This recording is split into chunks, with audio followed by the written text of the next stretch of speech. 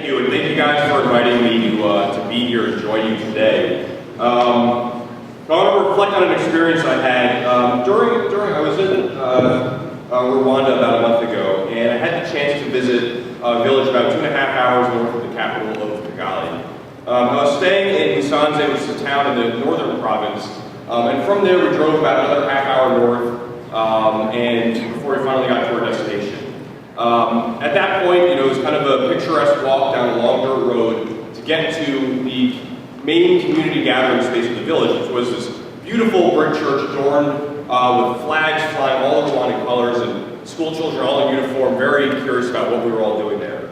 But let me rewind for a moment. The reason why I was there was I was traveling with Sasha and M.A. Sasha is 25 years old, founded an NGO called Spark Microgrants, and M.A. is a facilitator for this NGO that does community development work in East Africa.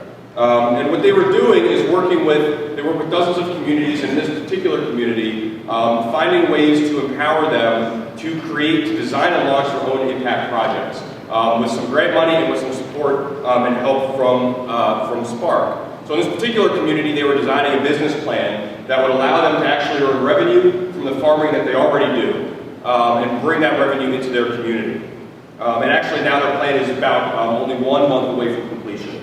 Now as the meeting got started, we all gathered around inside the church, and the meeting got started, and the facilitator from Spark really gracefully and purposefully started walking through all the different members of the community through the different project updates that they had all been assigned since the last meeting.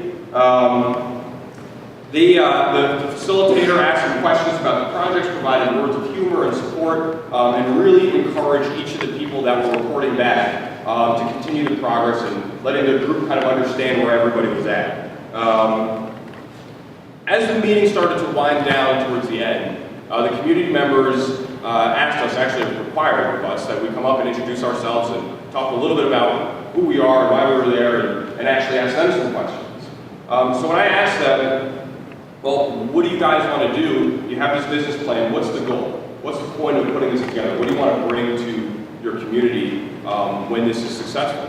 And the answers from a mother saying being able to send her first child to any sort of formal schooling, to someone being able to pay for healthcare, which very interestingly in Rwanda is without too much opposition taking aim at actually being almost a near universal system. To even people being able to just feed their families and be able to provide proper nutrition for their children. All the motivations, all the goals were just incredibly humbling to hear. Now, after many years of studying U.S. politics and government, in the last 3 years as a 20-something independent elected official, in addition to my own business, which is political consulting, which has taken me to campaigns across the country that I've gotten to work on, I, like many of us, have become almost too used to our political process. The way that decisions get made, the way that people get together in groups and make those decisions in the U.S. But at that moment, sitting on this beautiful, handmade, wooden, dusty church pew in Kigali, Rwanda, all of that years of socialization about how decisions are supposed to get made seemed incredibly distant, more distant than the ocean and the 6,900 miles that separated us at that moment. And it was one of those moments that brings you an incredible amount of clarity.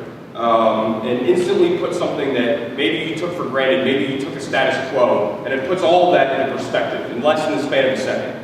And it makes you revisit all the assumptions that you had about something. And for me, those assumptions were, how do people organize in communities to make decisions on behalf of these communities? And it was a reminder, and a reminder to me to help maybe not just you guys here, but my colleagues in elected office across the country, to remind ourselves that we still have a lot to learn. And that just because we may be a developed nation does not mean that we're a nation done developing. As scholars and writers and governance experts and officials often draw on the United States' incredible history of democracy and this formidable implementation of a representative democracy when they do their nation building abroad, we need to remind ourselves that we still have a lot to learn from them as well. and remembering to strive to continue to understand more about what they're doing in their nation building abroad and their experiences and how that can improve ours is extremely important, and I don't see it happen in government in the US that often. But let's be honest. How many people here think that we've got how to do government in the United States figured out? I actually love a show of hands. There's any. All right, so that's telling. So we've got a couple.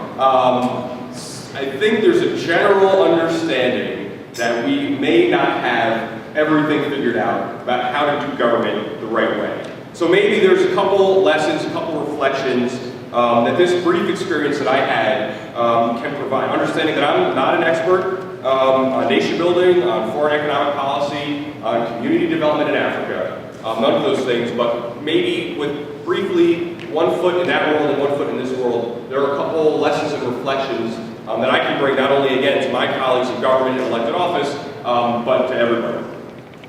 So the first is that sometimes, although our focus on the human element of leadership, the stories of the people who brave new paths, the stories of the people who try and stop them, the stories of the people who don't. Sometimes those stories, we forget the mechanisms and the systems that are in place that encourage or allow or don't allow those people from being able to do those things. Talking about systems may not be as exciting as talking about the stories of the people that are doing it, which especially in some of these cases can be incredibly inspiring. But the systems are no less important and almost always overlooked in our discussions about this. Now, watching this third-party objective community facilitator walk as members of this community through their project reminded me and made me wonder how many objective third-party facilitators do we have in the United States to create that kind of same space for cultivating leadership? How do people even ascend to a decision-making capacity in a community? And how do we reward, or how do we even measure what a good leader is? In the United States, the vast majority of our political leadership is developed through one of our two opposing parties, right? Either the Democratic Party or the Republican Party.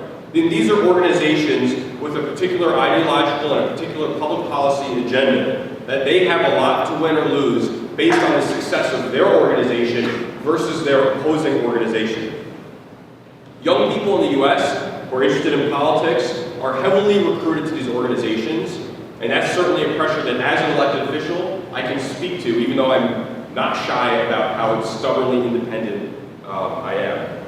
But people very rarely, if ever, have the chance to be cultivated into an actual independent, critical thinking, deliberative, thoughtful leader. Not just someone who's in a leadership position, but takes most of their cues from somewhere else, like a party organization. To me, this way of doing things actually shows a lack of confidence in one's ideological positions. I don't feel the need to proselytize people that I speak to about politics and government every day, just the way that I'm not pushing my personal agenda right now here today with you guys. Because I'm confident that if people learn as much as possible, if they approach decision-making with an open mind and they're doing it for the right reasons, they'll come to the right decision more often than not. And truthfully, if I've really done my job, those people will be better than I am. But interestingly, even though this model of objective leadership cultivation exists, and it's leveraged in communities, some communities around the world, especially in developing nations, it just really isn't how we typically do things here in the US. Second, watching the group make decisions and watching individuals contribute to the decision-making process, it was noticeable that there were almost no externalities that were influencing their decisions. They were not concerned with how the media would spin a decision. They weren't concerned with how a news cycle would treat the decision. They weren't concerned with what kind of reward they might get, what they might be able to gain from somebody else for making a decision that someone else supports. They weren't concerned even with the consequences of suggesting a new or experimental idea in a place where that's not always welcome. There seemed but only one concern: completing the task at hand to the best of the group's ability for the benefit of the community. That was it.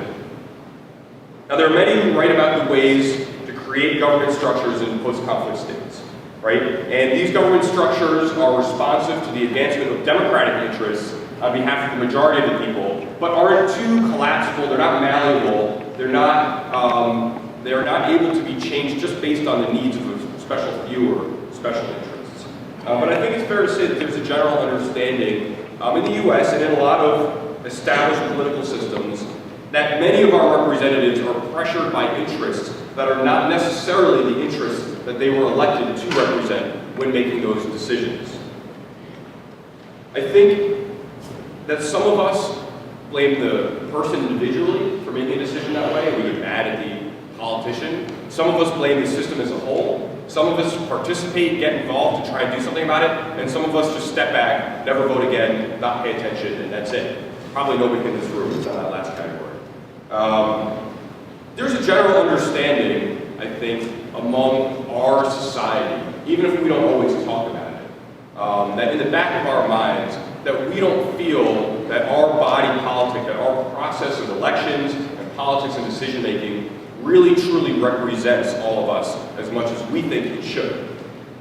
And sometimes we actually may contribute to some of that, right? When we petition our decision makers on issues that we may not be fully informed about, or we're reacting to something on an emotional basis. But one thing is definitely clear. Our decision-making environment is not a pure economic or not a pure political model. There are externalities that exist when people are making decisions, and those externalities often end up actually becoming the predominant factor when those people are making decisions.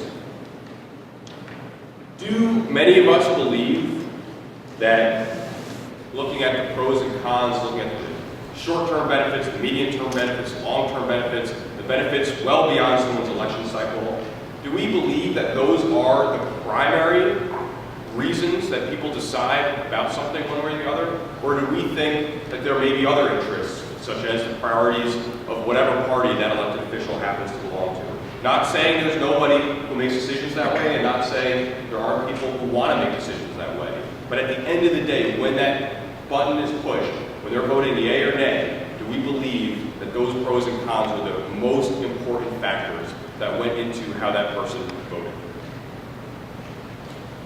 Lastly, in Kigali on several occasions, members who were asked to provide their updates on the easel in front of the room, on all the different projects they had been assigned, would get up, walk up to the front of the room, only to then admit to the facilitator and to the rest of the group that they did not know how to write. Two amazing things happened after that. One is the person and the group as a whole pretty much laughed it off. In a moment that you could imagine could maybe become a little more awkward or embarrassing than that, it didn't. And second is the group seemed to fully support that person basically verbalizing what their update was and the facilitator writing it down for them. The person not being able to write in no way devalued their opinion and in no way excluded them from the process of being able to be part of that decision making that the group was a part of. Now think about the way that we do things here. Think about a political campaign, any political race across the country, where the smallest error, such as wearing the wrong color tie, such as using the wrong word when talking about something, not even a substantial mistake, but just a very superficial mistake, something that can end up being a story in the news for days or maybe even a scandal, as that person's opponent attempts to leverage that perceived weakness of that person for their own political advantage. And the media only fuels the fire in a race to better ratings and higher advertising revenue to support their business models. Then think about not being able to write in your own native language and all those people around you supporting your right to participate in a democratic process no matter what. So not only is our relationship in this country and in politics with education a little bit strange, right, where we expect political leaders to be well educated but not really show it off too much. Our ability as a relatively well educated populace to maintain our respect for peers with whom we disagree is questionable. And I don't mean us in this room, I mean a royal us in this country. Now, I've seen in relatively affluent, diverse, educated communities like South Orange where I've lived almost my entire life. Adults with jobs, families, and theoretically proper education, proper socialization, spend enormous amounts of energy and time levying derogatory, personal, hate-filled attacks at somebody else, myself included, just for disagreeing on an issue, just for being on a different side of an issue than someone else, and sometimes not even that major of an issue. And if this was a momentary fit of passion, an emotional reaction, you get upset and you say something and you apologize, that'd be one thing. Maybe that'd be understandable, if not excusable, but that's not what it is. Right? It's an ongoing attitude towards difference. And even worse, it's an ongoing attitude towards people who express a difference. And we see it all the time.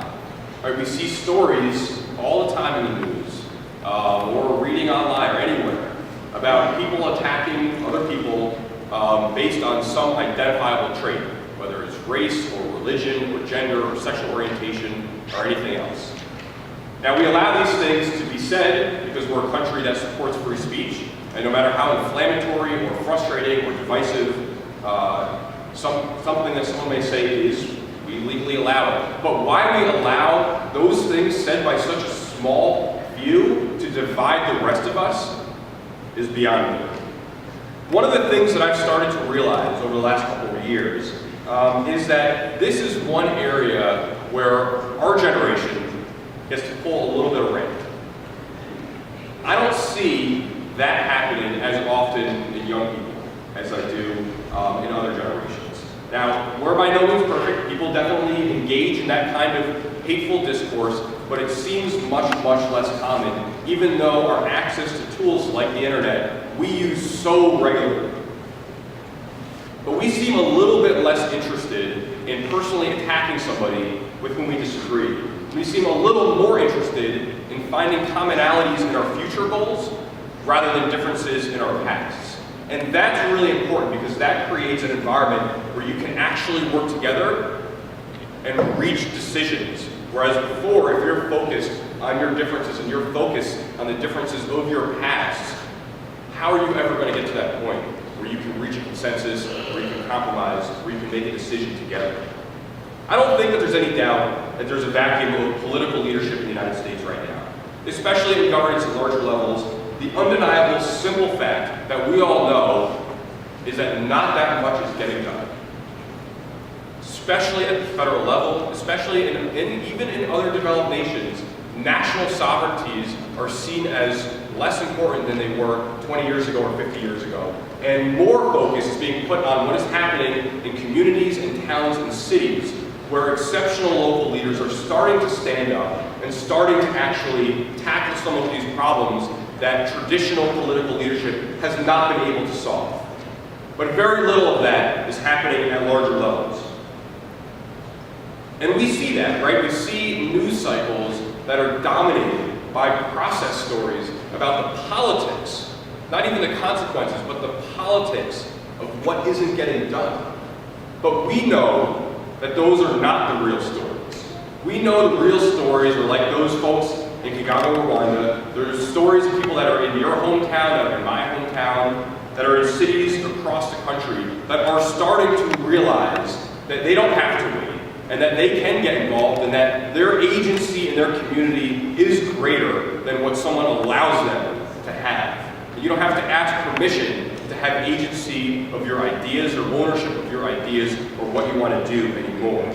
Given just the smallest opening, or sometimes no opening at all, these people are exemplifying what I would consider one of the greatest conditions of being human, which is diving into something completely unfamiliar, something totally daunting, something where you don't know if you're going to be successful, something where you may not fit the stereotypes of what people expect you to be in that position. You may not even have the prerequisites, you may not have the resume, but it doesn't matter. They want to get involved, and they're putting their energy, their reputation, their time on the line to make people's lives around them better. And it's starting to work. And we have an incredible history in this country. right? Our democracy, our nation, has fought for and absorbed major social change in the same form of government that we still have existing and standing and operating today. And that's incredible. We've come from some dark, bad places in our past, and we've made unbelievable progress. Again, absorbing that progress in the same legal and government structure that has existed, which is not that common. That's incredible. But just because we have already accomplished so much doesn't mean that it's time for anybody to sit back. Right? It doesn't mean that just because our parents made it better for us, that we can't make it better for our children. It doesn't mean that how comfortable we are, and not just we in this room, but we in this country, are in our lives. That doesn't mean there aren't billions of people around the world who aren't comfortable in theirs. You guys obviously know this, because you're here, you're participating in these programs, you're interested in how you can contribute to that process, but there's many that aren't. There's many that saw that frustration, and instead of getting involved, they step back. We need to come to terms with the fact that we're facing a serious crisis of leadership in the United States. And this is not only causing problems here in our country every day, but this is causing and contributing towards problems around the world, as people, whether we like it or not, often do look up to the U.S. for leadership, especially political leadership, and we're not providing it. We all know this is true, right? We see it in the news every day. How many stories come across your newsfeed on Facebook or on Twitter or in your email that you see online? How many stories around the world, from cities in the U.S. to Venezuela to Ukraine to Rwanda to anywhere? How many stories about things that are simply not getting done and problems that are not getting solved? And I don't feel particularly confident that the political leadership, the same political leadership, the same political system, the same party obligations, the same interests that got us into those crises are going to be the ones to get us out. I don't think it's going to be them. I think it's going to be you. Maybe some of them who are more open-minded, who are a little more interested in adapting to changing social values and being more collaborative and less competitive. But it's not going to come from them. It's going to come from you guys. It's going to come from us. It's going to come from a new generation of leaders that care a little bit less about which party wins or loses and a little bit more about doing what's right. It's going to be people who get involved because they work hard and because they put the energy, the time in, and they're doing it for the right reasons, not because they have the right political connections. And this is all possible because it's possible now to tell your story to an audience that 10 years ago or 15 years ago, you could not get that audience. You had to ask for somebody's approval. We don't need that anymore. That's a tremendous amount of power that each of us have as agents within this system. You don't need approval to get out there and get your message out. You don't need the kind of money that you used to need to run a totally incredible, inspiring, engaging political campaign. Even from 10 years ago, that has changed so much. The tools, the technology, and the powers each of us, and we need to use that not just to empower our generation, but to empower our world. So what are we waiting for? Thank you.